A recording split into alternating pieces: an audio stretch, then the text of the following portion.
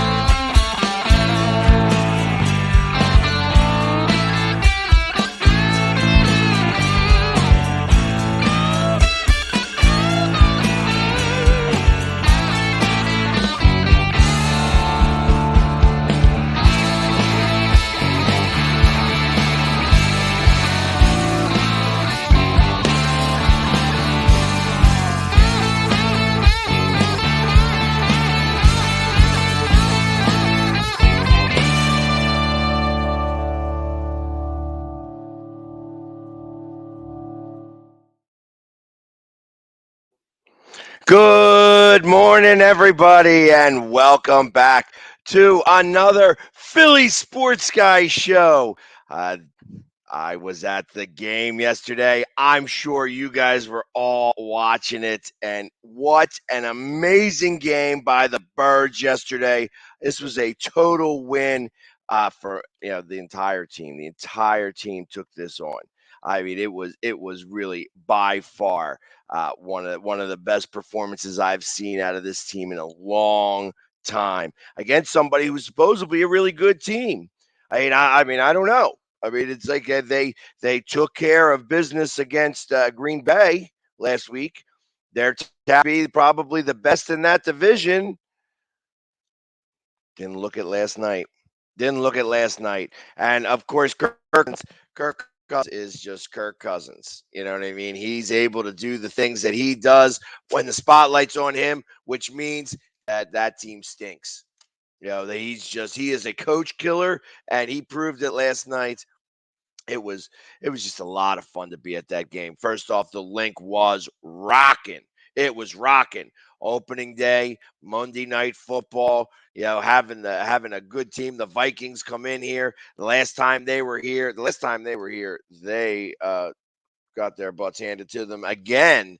It was at that time. And that was 38-7, and it looked like it was headed that way as well. I think that the Eagles kind of just sat back and let that all happen a little bit.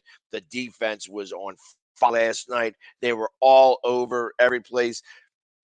Gannon still did not really do a lot of blitzing, but I guess they just bought into to what he was trying to sell, because ultimately they had a great game at all the way around. Let's start talking about some of the numbers just going on. First off, got to go with Jalen Hurts. Jalen Hurts was the man last night, first off, 82% completion percentage. Who was that? 82%. 82% completion percentage. That was absolutely, it was probably his best performance of his young career. 26 for 31 for 333 yards, one touchdown, one interception. Really, that interception that should have never have happened. That bounced off of Gainwell's hands and then into the hands of the defender. Ultimately, he was like, "Where did this come from? Oh, thank you very much."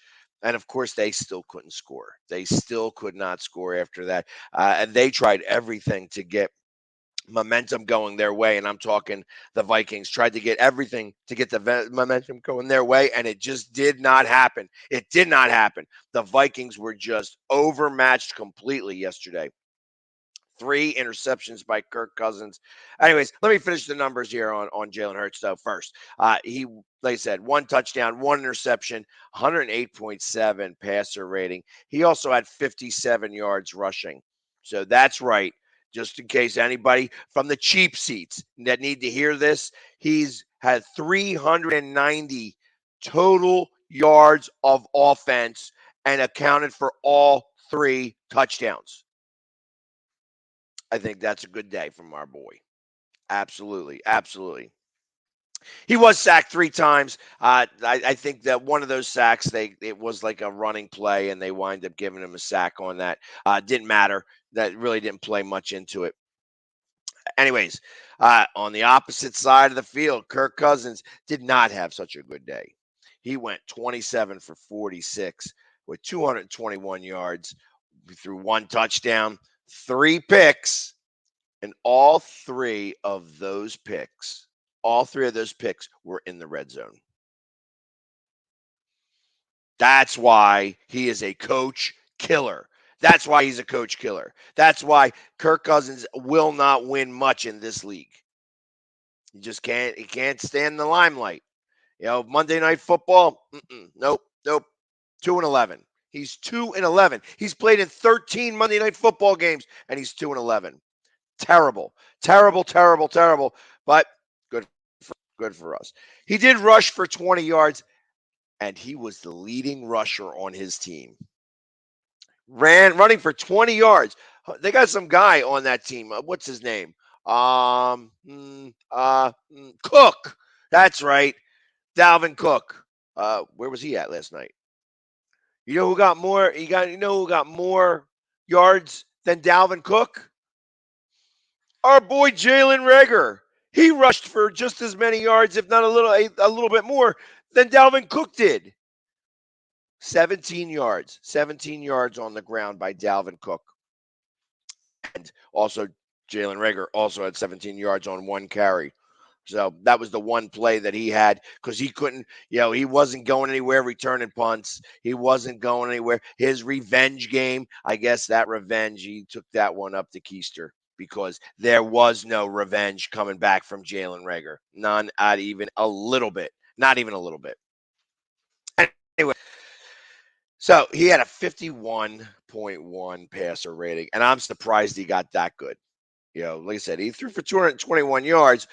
There was another guy. There's one of those receivers. They have a couple of really great receivers on that team. I think one's Thielen. He had a few targets, and he was able to get most of his targets. But there was another guy. What's his name? Justin. Yeah, he was like all this big hype because he was chosen after Reagor. You know what? They both looked horrible yesterday. Horrible. Was a great game, a total win, a big win completely by the Eagles in total. Obviously, they did have a blocked field goal. Again, the Vikings were trying everything they could to be able to get momentum. They block a field goal. What happens afterwards? Interception.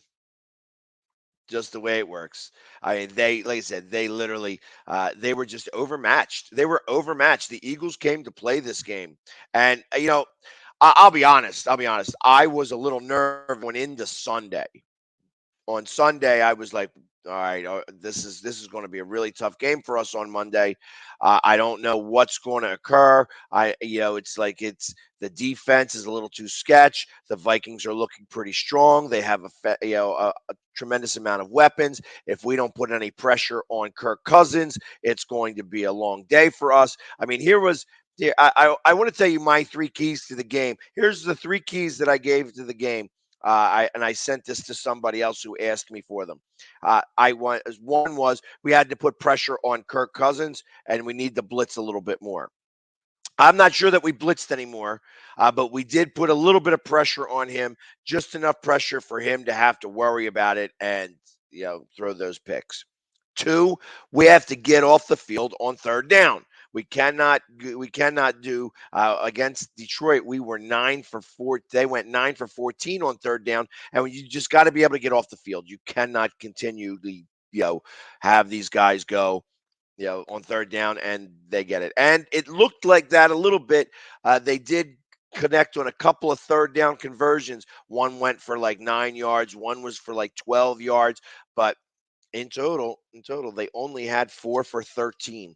4 for 13 on third down conversions for the Vikings. So the Eagles was able to get off, and they were swarming. They were swarming. That man-to-man coverage they were doing pretty great with. And then my third one was involved all the offense early. You have to involve the entire offense and keep them guessing on who's going to be the guy to get targeted. You knew that on that first drive that Devonta Smith was going to be the one that gets the ball. I saw that. I saw the writing on the wall. He didn't get any receptions last week. That's not going to happen ever again. That's not going to happen ever again. He's going to be able to get the ball a lot. And they started it off giving him the ball in those first couple of throws there. Ultimately, though, Jalen Reagor went to eight different receivers for 333 yards. It really was, like I said, a great performance by him. To talk about the receivers real quick, nobody had 100 yards, but Devontae Smith, 7 targets, 7 catches for 80 yards. Dallas Goedert, 6 targets, 5 receptions, 82 yards. Quez Watkins, he was the one that caught that long ball touchdown. He had 2 receptions for 69 yards and a TD. Obviously, like I said, he went that on a long ball. That should happen a lot more. I'm surprised that hasn't happened up until this point, but that is one of the things. He was by himself.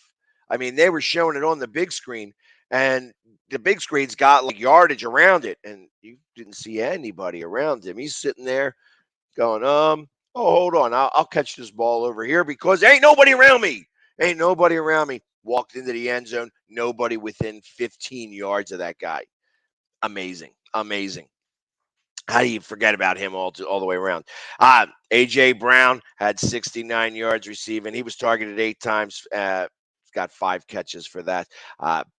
They got Zach Pascal. They got Gainwell. Gainwell was the one who wound up missing that one ball and it causing the interception. And then Boston Scott wound up getting 1 reception as well. So he was, throwing the ball all over the place. It was not just a one-man show out there. For rushing, on the rushing side of the ball, Sands had another good game. Got himself another 80 yards. He had 17 attempts, 80 yards. His longest was a 12-yarder. Obviously, Jalen Hurts was number 2. He had 11 rushes for 57 yards. And then Boston Scott had a couple of touches for 19 yards. He had one big break, and then the rest he didn't really do much at all. On the other side of the ball, though, you had Dalvin Cook, 6 rushes, 17 yards. That is how you make sure that somebody is not a part of that offense. He was not a part of that offense. He also had 4 catches for another 19 yards. The Vikings came in, their game plan for this was to make sure that make Jalen Hurts beat them. You could tell that that's what they were doing. They wanted to stop the offense from running the ball, and they wanted Jalen Hurts to throw the ball. They thought that was going to be their best chance to win the game. And Jalen Hurts did what he was supposed to do. He went through his progressions. There was a couple times where he did miss a couple of open receivers, but you can't really complain him because he did complete the ball anyways, and most of those times were for first down.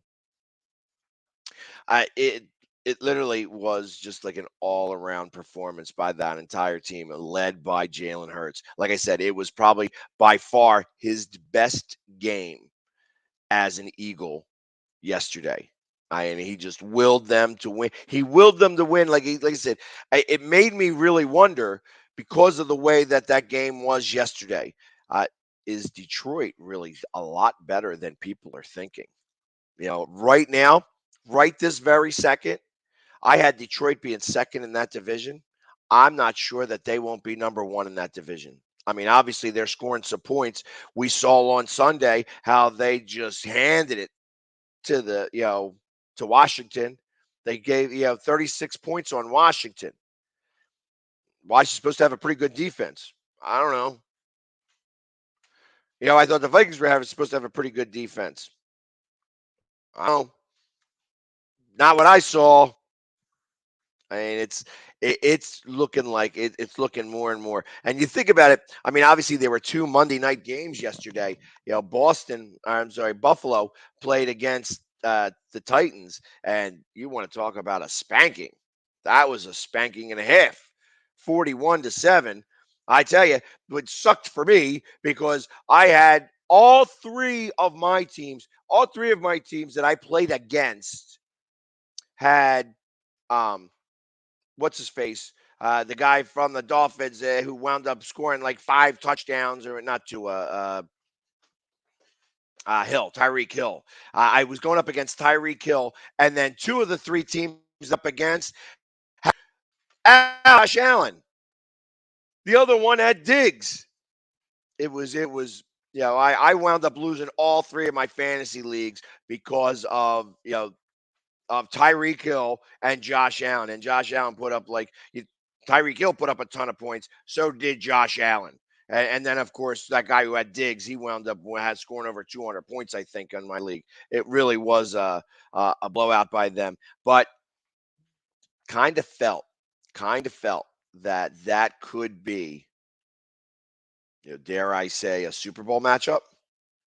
Dare I say that the two teams that stomped yesterday could wind up playing against each other in February. Would be a very interesting game. Very interesting game.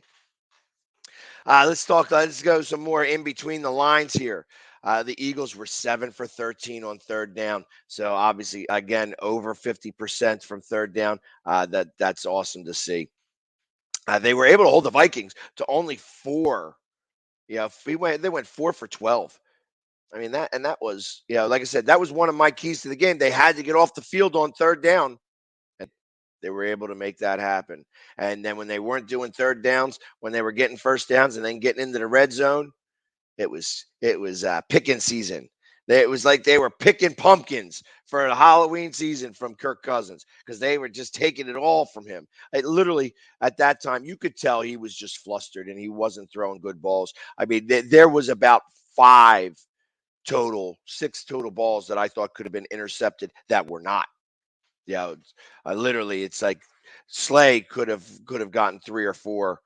He was just reading Cousins, and he knew when it was going to Jefferson, and he was just on it. In fact, the last interception, he got hurt. He was a little banged up, and it took him a minute to get up off of the field, and Zach McPherson came in to try to relieve him, and he's like, He pushed him away, pushed him back off the field, says, I got this.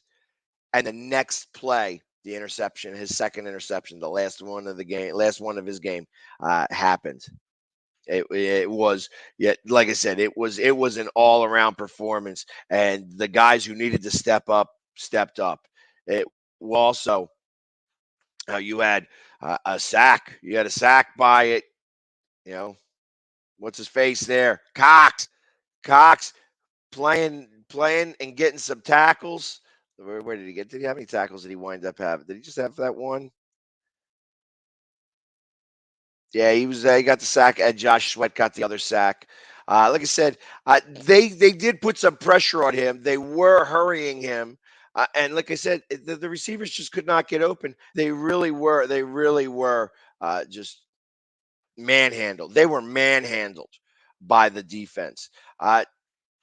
Gannon gets a week reprieve. He gets a reprieve this week. I'm going to not talk about Gannon. I would say that he called a really good game yesterday. That he was able to get enough pressure with the front guys, but and the man coverage was the way to go about that. They really did a really nice job in total, and that's what they need to do. They got to be able to continue to do this against these teams. Like I said, they've scored a lot of points up to this point right now. I mean, let's think about this. I mean, they have close to, what was it, 38 and 24, so that's what, 62 points. It's a lot of points. It's a lot of points so far. And I think the only team that scored more than them is Detroit. And of course, we beat them already. Well, nah, that's not true. I mean, Buffalo's also scored a ton of points. So I got to imagine. And now, of course, Miami's up there in that mix as well. But listen, this is an interesting season so far. I mean, obviously, the cream's going to rise to the top, but some of this has already risen. I mean, how many teams are 2-0 already? I mean, we've got two in the division. Who would have thought? Who'd have thunk that the Giants were going to start off 2-0? Right? Because everybody thought that the Eagles would. And like I said, we were a little nervous about this game. I know I was a little nervous, but going into Sunday, once I watched that Detroit game, I was no longer worried. No longer worried at all. It was like I said, the way that they handled Washington, and of course now we have Washington. I'm loving it. I'm loving it. It's going to be a fun Sunday next Sunday as we taking 1,200 people. 1,200 people going down to Washington. Just with Philly sports trips. I'm not even talking about those other guys that are taking their things. You know what I mean? I mean, because they're, the one group that goes out there, they always have a lot of people. And then of course fans of Philly, they bring their people. It's going to be I think it's going to be an Eagles crowd. I think it's going to be a home away game. Yeah, because it's going to be like the Phillies going to going to the Nationals. We're going to take over that stadium. I wouldn't be surprised if there wasn't 25 to 30,000 Eagles fans in that stadium. That we would outnumber Washington fans because this is looking like a really good season moving forward. Like I said, I'm excited. I am really excited about this. A couple of things that I took notice to. Yeah, obviously we went 1 for 2 in the red zone, and when we had goal to go, we scored. We only had one time where we went goal to go, and we did score on that. They had 2 times where they had goal to go, and they only scored on one of them, obviously. And the 4 times that they were in the red zone, they went 1 for 4 with 3 interceptions. I imagine that the coach took the blame. When I listened to it, when I listened to the presser last night after the game, he was the one that took the blame for the Vikings. He's like, I just didn't have this team prepared, blah, blah, blah, blah, blah, blah, blah. And I'm gonna take the fight. But literally it was like I said, they just didn't perform. The Vikings did not perform. Whatever they thought they did last week, maybe that was their Super Bowl beating Green Bay, but they did not look very good. They didn't look like a formidable team. That's the thing. That was the thing. They didn't look like they were excited to be there. They weren't really doing the things they needed to do. The Eagles moved the ball down the field. They got the ball first. They moved the ball down the field and scored that touchdown right away and never looked back. It was like, I think the second drive ended pretty quick. They went 3 and out, but that third drive they scored that next touchdown, and literally the Vikings only had the ball for 2 minutes in that quarter. Was it? Yeah, we did go 3 and out and then punted, and then that next they went 3 and out and 3 and out. They gained 10 yards in the first 2 drives. The Vikings did. And by the end of the first quarter and into the second, obviously we had scored their second touchdown. It was like that 3 minutes into the second quarter, bam, touchdown, and it's 14-0. They did come back and score a touchdown. They drove 75 yards down the field to get that touchdown, but after that, it was punt, punt, interception, interception, punt, interception, sack to end the game. That's dominant. That's dominant performances. And now we're going to just get ready for Washington. And like I said, I got to imagine the Eagles are like, I want to go see my old friend. I got to go say hello to him up close and personal. I got to give him a little smack on the helmet and be like, good job, as he's down on the ground again.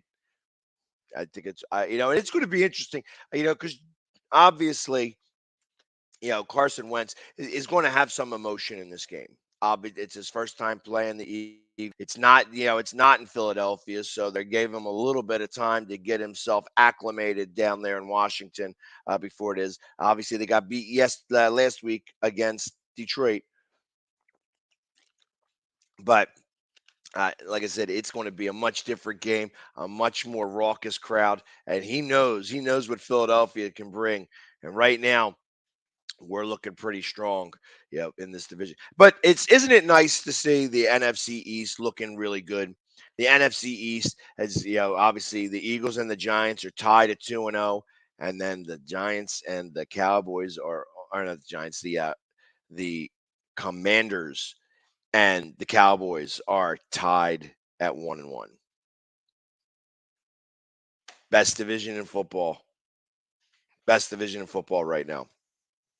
So, right now, of course, like I said, there's more that's got to happen. You have the Raiders that wound up losing too, although we know better about that. Denver almost lost their game. That they're not going to do so well. Like I said, you could see a really good season from the NFC East. It really was amazing. So like I said, the NFC East is never down for too long. We had one bad season. Everybody thinks we're down and out. Not this year, baby. So the only other thing that I really love seeing, I love when I see this, the Eagles had their time of possession. They had 36 and 14 seconds to 23 minutes and 46 seconds. It literally was just an all-around dominant performance, a dominant performance. But you can't be sniffing yourselves. We could be excited as fans. We could do everything that we want to do and be really, doing our thing. But you cannot be sniffing yourselves. We have to go down and we got to play all of these games. Washington, just because we think we can beat Washington, it is still a divisional game. You have to treat it as such, and we have to go down there and take care of business. We got an old friend down there. We got to let him know just how much we love him by hugging him up and putting him to the ground. You know what I mean? That just balling him over. Being like, hey, here's how much we love you. Smack, smack, smack. All game long. I'd love to see them sack him like 4 or 5 times. Their offensive line is not very good. And you saw it. What was it? Hutchinson, 3 sacks on him in the first half. I think he was sacked 6 times because they started to do max protect. They needed to be able to protect him a little bit better. So, really was an all around. They got spanked last week. They barely got past the Jaguars in week 1, and now they have to face some real talents, and I'm thinking that the Eagles are going to go down there. I haven't even taken a look at the over unders yet or anything like that for Sunday. I'm going to touch that on that right this second. We'll let you know as interesting. The Eagles right now are a 6-point favorite. 6 points. Seems a little low, actually. It seems really low. I would take that right now. And as I also look, the first game on the top of my list here at 1:00 is the Detroit Lions against the Minnesota Vikings. And that the Vikings are a 5.5-point favorite. I like the Lions there. I like the Lions. I think that the Lions are going to, upset the Vikings. I think I'm beginning to believe that the Lions could be the talk of the NFC North. That they are that good right now. Anyways, let's take a quick break. There is some more stuff that's happening in Philadelphia sports I want to get to. Obviously, the Phillies didn't end, but it was made up for by the Eagles. So let's go. I'm going to send on some commercial messages, and we'll be back right after this.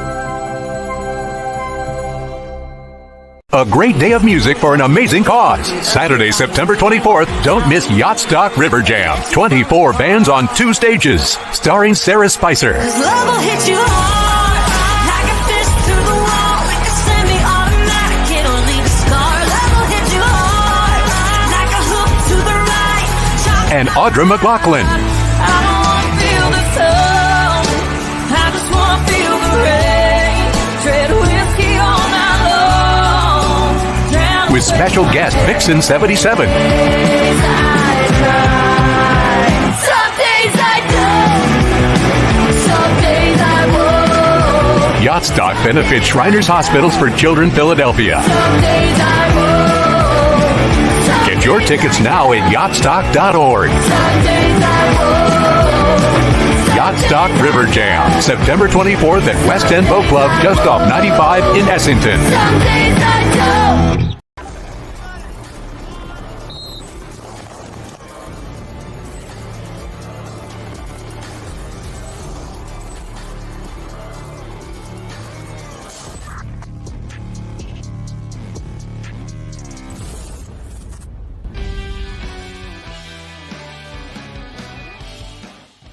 And welcome to the Everyday GSD podcast. Today's special guest. Welcome to the Military Podcast. A true everyday. It's the man of the job. It's the man of anything. Success is based on participation. So I participate daily. Daily, yeah. For those who don't know, it's Cold War era. Anybody wants to hear anything I have to say, but you and I have a lot of great conversations. Everyday GSD is more than just a podcast. It's a movement. It's a way of life. The show's guests come from all walks of life and all have the same everyday get shit done mentality in common. Many are former military special operators who are now everyday GSDing in their civilian life. Others are civilians who get shit done on a daily basis. Veteran, prior military, the goal is to motivate and inspire through like-minded guests sharing epic life stories. Ultimately, what we want the audience to realize is every day is an opportunity to get up and get shit done. My name is Darren Bebo, and I everyday GSD. This is Jonica, and I everyday GSD. My name is Mike Rebell, and I everyday GSD. This is Jesse Barnett, and I everyday GSD. This is Wojo, and I everyday GSD. This is Jake, and I everyday GSD. My name is Hannah Gaber, and I everyday GSD. This is Rachel, and I everyday GSD. My name's Keith Dixon, and I everyday GSD. My name's Kyle McCord, and I everyday GSD. I mean, you can see right now, without LeBron, Lakers are struggling. Let me tell you about a team I hate, all right? I know the Dallas Cowboy fan is here, so I had to make sure he knew how much I hate this. Oh, I'm ready. I've often said that the people who run baseball, they try very hard to ruin it. I'm from Brooklyn. I don't have a problem saying it to his face. Oh, I'm from Brooklyn. Hey, get us any.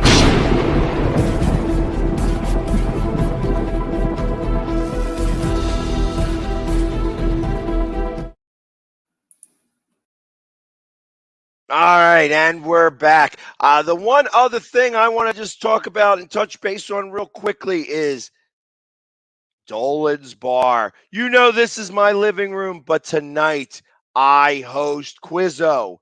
It is the best Quizzo in Delaware County, in the Philadelphia area, and you can come watch it. You'll come do it. Come watch the Phillies game, have a drink, and see how smart you are. You might even be able to get, learn something here. So definitely check it out tonight at 8 o'clock. You come in a little early, watch the Phillies game, have a drink, and play some Quizzo. Free Quizzo. And we also have raffles. We give away great stuff. So don't come check it out every Tuesday night at 8 o'clock at Dolan's Bar. It's definitely something you don't want to miss. Also, so let's get back to sports. Now, obviously, you guys saw me Friday, Saturday, Sunday when I was hosting the Mac and Jack show. I know I don't do the Philly Sports Guy show, but obviously on Friday, Saturday, and Sunday week, I've been hosting the Mac and Jack show. So we got to talk a little bit about this, but the Phillies had a rough weekend. They had a very, very weekend. It wound up they wound up getting swept by the Braves. First game was 7-2. They were up in that game 2-1, and then lost in the 8th inning. As Sir Anthony Dominguez just did not look good in that game whatsoever. Game 2 of the series, they wound up trying to come back a little bit. They weren't able to do it. They were down 4-0. They pecked away. They got it within 1, but that unfortunately wasn't able to do that and get the win there. So they lost 4-3, and then in the final game of the series there down in Atlanta, they lose 5-2. He took a no-hitter. Strider took a no-hitter into the 6th inning. The Phillies only wound up getting 4 hits in total. Tried to mount a comeback, but just it was not meant to be. Connor Brogdon winds up getting the loss, but it actually, there was another good game pitched by our I think that was Barry Falter. He only went 4 2/3, which I thought was maybe a little early on the hook. He wound up only giving up 1 earned run, 3 Ks, 2 walks, but I think he's been pitching pretty well. Obviously, they moved Noah Syndergaard over to the bullpen because obviously he's not been doing well, and I don't know how well he's going to be in the bullpen because as of right now he gives up a lot of hits. He just gives up a lot of hits, and I think that's what makes things a little nervous on that. So yes, Chris, that is exactly correct. We are going to have the unofficial. This is unofficial. Next year will be official. We tried to make it happen with the Phillies, but it wasn't meant to be. But this Friday night is TikTok night. It's the unofficial TikTok night. It's going to be hosted by me, the Philly sports guy out there. I was going to be in my pinstripes. We're going to be having a great time. I'm looking for all TikTok Philly sports TikTok influencers. Or if you're just an influencer on TikTok and not really into sports, that is the time to go to a Phillies game. It's going to be a lot of fun. I expect to have a bunch of us out there taking care of business, and we're going to be doing that and showing that out. So if you're not doing anything on Friday night, come out there. Obviously, I'm going to be out there Thursday night. Tonight we do Quizzo. We do Quizzo on tonight at 8:00. Tomorrow night, I am hosting the NFC East show. So it's going to. I'm not sure if I'm going to do that from the ballpark or not. I might. It would be something that I would try to make happen, but I'm not sure. I'm 50-50 on that right now. But Thursday, Friday, I'm going to definitely be out there and we're going to watch the game. And this is the last home series before the playoffs. This homestand could possibly be the last home game that we see because I believe we're going to make the playoffs, but obviously we're going to have to go away either to St. Louis or to Atlanta or even to New York, depending on what happens at the top of the division here. And we'll have to, win a playoff series to get another home game. But the hunt for Red October is still going strong. I know that Atlanta beat us and swept us in Atlanta, but them coming to Philly, they have not played well in Philadelphia. Philadelphia has been able to hold serve. So hopefully we can take at least 3 of 4 of this game, at least 3 of 4. And win this series. But first, we have Toronto. We have Toronto that comes off tonight.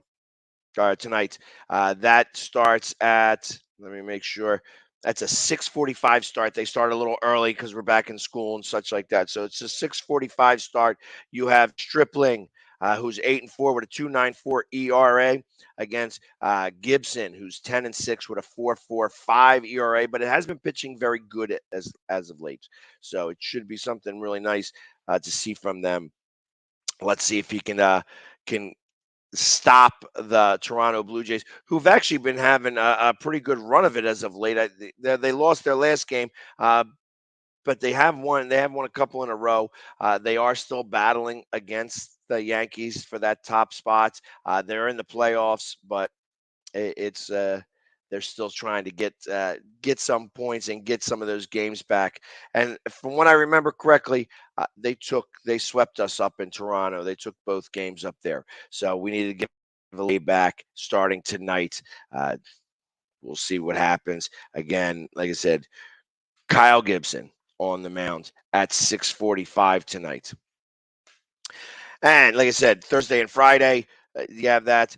The other team in Philadelphia that's been playing, they played on Saturday, and it was it Saturday? Yes, it was Saturday. They played on Saturday in Atlanta, and that went to a 0-0 tie. So they had a draw. That actually puts them tied with LAFC right now for the Supporter Shield, and that means with the tiebreaker, LAFC has the tiebreaker on the Union because they have more wins. The Union have more draws. I think they only have 4 losses, but they do have 10 draws. But they are ultimately tied for the best record in the MLS. And like I said, that's coming down to a battle here. The next time they play is an MLS game is not until October, the first weekend in October, where I believe they play Charlotte, and it's they have a friendly against a Mexico team, and I'm not sure if that's going to happen now because obviously Mexico got hit with the 7.5 magnitude earthquake last night or yesterday. So hopefully that friendly is still able to happen, and they're able to game up here to Philadelphia so that we can play against them. I'm not exactly sure what the name of that team is, but it's it's a Mexican team, and they're just keeping their legs strong so that they're able to go into the playoffs in full gear here. Right now, the Union are records all the most goals in an MLS season. They've let up the least amount of goals in an MLS season as of yet. They let up 6 goals, I think, to tie the record. So that means these next 2 teams have to score combined 6 goals, where nobody's gotten more than 2 goals on them all season long. So I fully expect that the Union is going to be able to do their thing and make all that stuff happen and get into the playoffs ready and raring to go. And then my Saturday is going to be over at Yacht Stock. Now, obviously, there's going to be a Phillies game going on, but if you have not been to this is for the Shriners. This is the Shriners down Shriners Hospital, and it's a great cause. This has been going on for, I think, 22 years. They have a whole bunch of bands. It happens right on the waterfront. It's going to be a beautiful day on Saturday. You're going to see myself out there. You'll get to see a number of different acts. Yeah, just it's Vixen. You saw the commercial. We saw what everybody's going to be out there. I'm going to be out there taking pictures, shaking babies and kissing hands, things like that. All that all over the place. Get it all riled up and get ready for Sunday. The birds on Sunday is going to be a blast. But obviously, I'm going to be in partial gear because I got shoulder pads to wear the next day. Don't want to go crazy on the shoulder pads, but it's going to be a lot of fun. So definitely come out Saturday night, and then on Sunday, we are going to be in Landover, Maryland, just outside of Washington D.C. FedEx Field. We're going to actually take the building down, tear it apart is what we're going to do. So it's going to be a great week. This is going to be a great week all the way around. Right now, just so that we know, the Phillies have their magic number, I think, is still at 15. I didn't see. Let's see what Milwaukee did yesterday. I didn't really pay attention to anything that happened, but if Milwaukee lost, it would have gone down to 14. They did lose to the Mets, so it is right now at 14. 14 to get. There you go. Get rid of that as well. But I tell you, it's been I'm still like excited about that Eagles game. I'm still overly excited. I mean, like I said, I've been looking at the game book in this game, and there's just certain things that you see that just stand out to me. It's like besides the time of possession, and besides that the Vikings went 1 for 3 with goal to go attempts. They got down to the goal line and then gave up 2 interceptions. It's like they had more yards passing, more yards punting than they did passing. That's awesome. I love seeing stuff like that. Like, hey, this guy he punted for 246 yards, but they threw for 221 yards. Awesome. That is awesome stuff. And and I look at this as like, okay, so now we got Washington coming up. Let's see what's going to occur from them. Let's see what Washington's ranked there in certain things. I'm going to go over some of the details of this of the Washington Commanders. Let me see what I can get off of their, besides the fact that they have Carson Wentz on their squad. That's commanders.com. Let's go. Let's find out. Let's see how they did. What was their box score here for Detroit against Detroit? Let's see. They don't even show it. They do not even show it. They don't allow you to get their box score. Which is amazing to me. It's amazing that the Eagles will give up their box scores, but you don't get anything from. Let's see. Let's see what I can find here. There it is. Yeah, they definitely don't like sharing out their information here. So, the Commanders did get 400 total yards. They did win the time of possession against Detroit. Carson Wentz went 30 for 46, 337 yards and 3 touchdowns, 1 interception. They couldn't run the ball at all. Gibson only had 28 yards rushing. So obviously Detroit was able to take care of business in that regard. Their top was Samuel. McLaurin was right behind him with 75 yards. McLaurin is the guy that we're going to have to really worry about. I'm sure big play Slay is going to take care of him. And then you got Bradbury taking on Samuel to make sure that he gets stopped. One or the other, they're going to be 1 and 1A on that. But like I said, he was sacked. How many times was Carson Wentz sacked? It doesn't have that there. This ain't box score. This is just, they only show the important things because they don't want you to see all the intangibles of all the other stuff that was going on. Like I said, I know that, Aiden Hutchinson wound up with 3 sacks in the first half alone. They did go to max protect after that and was able to make sure and stop them from doing anything else. It really was, I said they crushed them. Detroit was even so ridiculous. I'm looking at the way that this says, and it's showing the New York Giants versus the Washington football team on week 2. They don't even update their stuff. That's what happens down in Washington, that they are that half-ass. They are that half-ass that they can't even update their stuff on their website. Sad. But that's just what we expect from there. They don't take care of their stadium. Their owner is, got cameras everywhere. Make sure you check in those toilets before you go to the bathroom, because you never know where those cameras could be. I mean, he's just been a mess. He's been an absolute mess. And I'll testify to Congress on my yacht. What a way to go there. But like I said, they supposedly have a really good defense. Again, the Eagles cannot be sniffing themselves too much before they go there. I did say that there was some more news that came across my desk, and I want to make sure that I have it. So first thing was that Yandel is retiring. Yeah, here was what I had heard. Okay. Sean Couturier is week to week with an upper body injury and will be reevaluated during training camp.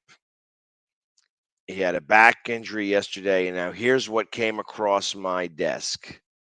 That he has herniated discs, and he's going to require surgery, and that he could be out for the better parts or maybe the entire season. Sean Couturier not going to be there for the Flyers, which I'm not sure if it's a good thing or a bad thing because I don't know how well the Flyers are going to be. But the fact that this guy cannot get on the ice, we have two guys that we're paying that we cannot get on the ice is just it infuriates me. It infuriates me. I mean, it'd be nice to say that they could be, if they were taking a page out of the Lightning's book where they're just going to keep these guys rested all season long, use that money for other things. And then when the playoffs come, have these guys all of a sudden come back and then go to a cup run. But I don't know if we're going to be able to make the playoffs. Couturier is a major part. We missed him completely last year when he did not play. And he was part of the reason why that we did not make the playoffs because he just wasn't there. I mean, the Ellis also same situation, got hurt, and that was the end of that. We weren't able to see him anymore. The Flyers are in desperate need of talent on this team.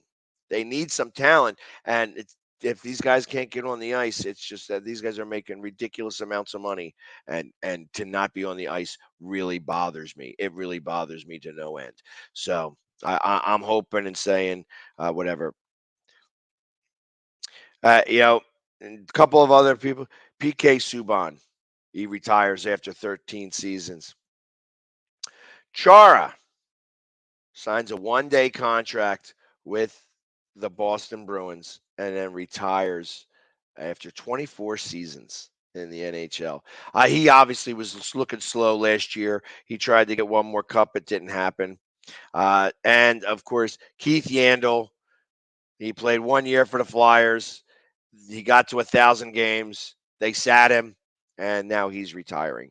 So no longer will he be able to, that Iron Man streak is gone anyways. He probably before he even hit 1,000 games, but it is what it is. Retiring after 16 seasons. So it's Tortorella has been really stirring this locker room up. He's been making a big deal about the fact of accountability, that they want to hold these players accountable. Well, I'm hoping he's holding the guys that aren't going to be on the ice accountable. Look at Couturier. I want to make sure that guy's hurt. It's like this. You cannot just, he's one of our better players, should be the captain of this team, and he's going to be out for possibly half or all of the season. That's going to make it tough.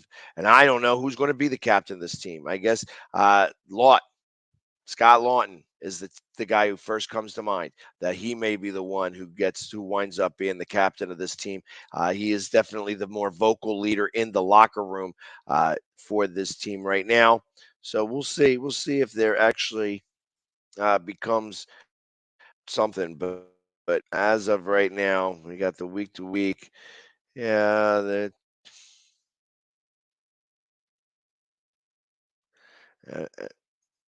Anamisov. I thought Anamisov was arrested over in Russia, that he was going to have to serve. I guess he's coming in. He's going to be able to go up, and compete for the backup position at goalie. So we'll see. We'll see if that all comes about. But like I said, a lot of stuff happening in Philadelphia. Again, tonight we play against Toronto Blue Jays. That's a 6:45 start. Definitely go check them out. They're playing the Toronto Blue Jays in a 2-game series, and then we get Atlanta for 4, which is the last 6 games of our home. The home, and then we go on the road for 10 games that finish out the season. Be nice to get a couple of wins here. We need to get in these last 16 games. I'd like to see us get 10 wins, or at least a good 8 or 9. I'd love to see us get 90 wins, but 88 is going to be enough to be able to get in the playoffs. I think as of right now, Milwaukee is just not doing it, and we're going to wind up, I think, in that third wild card spot, which would place us against the Cardinals, which is right where I want to be, because I think we could beat the Cardinals in a 3-game series. Now, the Cardinals are playing some good ball right now, but I think that they are constructed the very same way that the Phillies are constructed, and the Phillies' bats are better. So I believe that even though the Cardinals are playing some good ball right now, I think that we could take them in a 3-game series. All we got to do is win 2 of those games, and then we would have to go up to LA and I think we compete with LA. First off, our guys love batting over there. We won the series against LA this year, so I think that we would go over there and actually take care of some business. Be nice to see them, wind up in in a 7-game series against either the Braves or the Mets. Wouldn't matter at that point. There's a lot of baseball to play before that. We got 16 games to finish out our season, and then we got to get past. We got to take care of business in the wild card spot. Austin, I don't care about the Mets. The Mets got to worry about not losing the division. The fact that they made the playoffs, we all knew they were going to make the playoffs. There wasn't nobody going to be able to catch them. So the fact that they won, they got into the playoffs, who cares? Let's see if they can keep the division lead against the Braves. Right now, they ran into Milwaukee, who's having a terrible time of things. So it's possible that they're going to be able to sweep them. And if they do, then it might be all done but the crying for the Braves. But it's going to be an interesting playoffs to say the least. The Braves are coming on real strong right now, and even though the Phillies aren't playing well, like I said, they didn't have a really good series in Atlanta. That could turn around now that they're back home. They got a day off, a day of rest. It could be a much better day moving forward, and it could be a really good week. I'd love to see them take 4 of the 6. If we split with Toronto, take 3 of 4, or we take all 2. Like I said, any way that we could do it to get to 4 of 6, that's the way to make it happen. So, thank you very much for paying attention. Look at that. I love it when Chris goes and gives me some information that I didn't know. Wheeler's back tomorrow. I know that's also that what's his face has been back, but I don't think he's going. I think he's going to be in the bullpen. Yes, the Phillies are home against the Braves this week. We have a 4-game series, so we are going up against them. I'd like to see us take 3 of 4. It would help the Mets out by doing that. The Braves are a tough team to beat right now, so there was a reason why they were able to win the World Series last year. They got hot at the right time, so maybe we'll be able to take care of business against them. Maybe we won't, but we definitely need to take 4 of 6 this week against the Toronto Blue Jays and the Atlanta Braves. But everybody, thank you very much for hanging with me today. Also, like I said, if you're not doing anything tonight, come to Quizzo in Ridley Park, downtown Ridley Park, in my living room, Dolan's Bar. It's a great spot. It's the best Quizzo in the state of Pennsylvania in total. That's right, all the way out west, from Pittsburgh. They want to come to this Quizzo. This is the best Quizzo in the state. So everybody, thank you very much for hanging with me today. And as always, go Philly! Yeah. Have a great day, guys.